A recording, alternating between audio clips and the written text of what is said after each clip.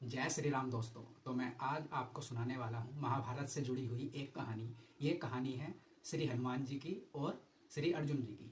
तो कहानी इस प्रकार है, जब एक बार अर्जुन को अपनी शक्तियों पर घमंड हो गया तो उस घमंड को श्री हनुमान जी ने किस प्रकार खत्म किया। चलिए कहानी स्टार्ट करते हैं। तो कहानी इस प्रकार है, एक बार अर्जुन जो है वो कथा सुन रहे थे कि जो भगवान श्री राम थे उन्होंने लंका जाने के लिए जो पुल बनवाया था वो बानरों और भालुओं की सहायता से बनवाया था।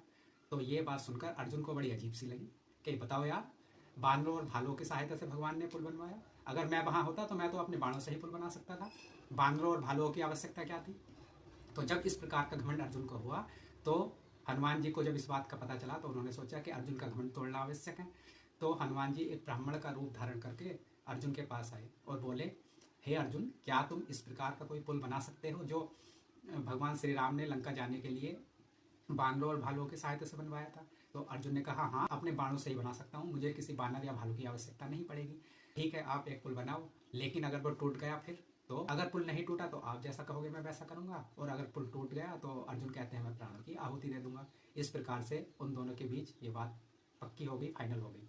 तो फिर बारी आई पुल बनाने की। तो अर्जुन ने अपने बाणों से भगवान श्री कृष्ण का नाम लिया, क्योंकि वो श्री कृष्ण के भक्त थे, और एक बाणों का एक मजबूत सा पुल बना दिया।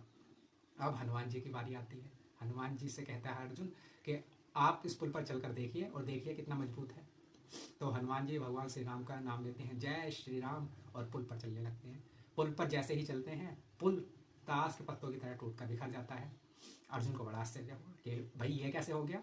तब हनुमान जी अर्जुन से कहते हैं, देखा अर्जुन, मैं तो सिर्फ अकेला हूँ कि वो कुछ दूर चला और तुम्हारा पुल टूट गया। भगवान श्री राम की सेना में तो ऐसे जने कितने वानर थे, कितने बड़े बड़े योद्धा थे। अगर वो चलते तो वो तो कभी लंका पहुंच नहीं पाते, वो तो समुद्र में ही डूब कर मर जाते।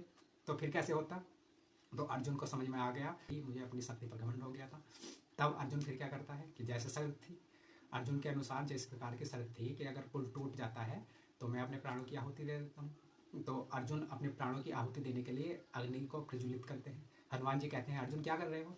तो अर्जुन कहते हैं, जैसे मैंने अपना वचन दिया था कि अगर पुल टूट गया तो मैं प्राणों की आहुति दे दूंगा, तो मैं वही करने जा रहा हूँ, क्योंकि पुल तो टूट गया। तो हनुमान जी मना करते हैं अर्जुन को, चलो रहने दो। हनुमान जी कहते हैं रहने दो, पुल टूट गया कोई बात नहीं, पर इसमें प्राण देने वाली तो कोई बात है नहीं। पर अर्जुन अपनी बात पर अड़ जाते हैं, कहते हैं कि मैं क्षत्रिय हूँ और मेरा जो एक बार वचन मैंने दे दिया मैं उसे पूरा करता हूँ। अब हनुमान जी को लगा कि यार ये तो अपनी जो है जान देने वाला है, अपनी मृत्यु, मतलब ये तो कोई अच्छी बात हुई नहीं। तब श्री हनुमान जी भगवान श्री राम को अपने मन ही मन याद करते हैं कि भगवान कुछ तो कीजिए, ऐसे तो अर्जुन जो है अपने अग्नि में जल के भस्म हो जाएगा। तब वहाँ पर एक भगवान श्री कृष्ण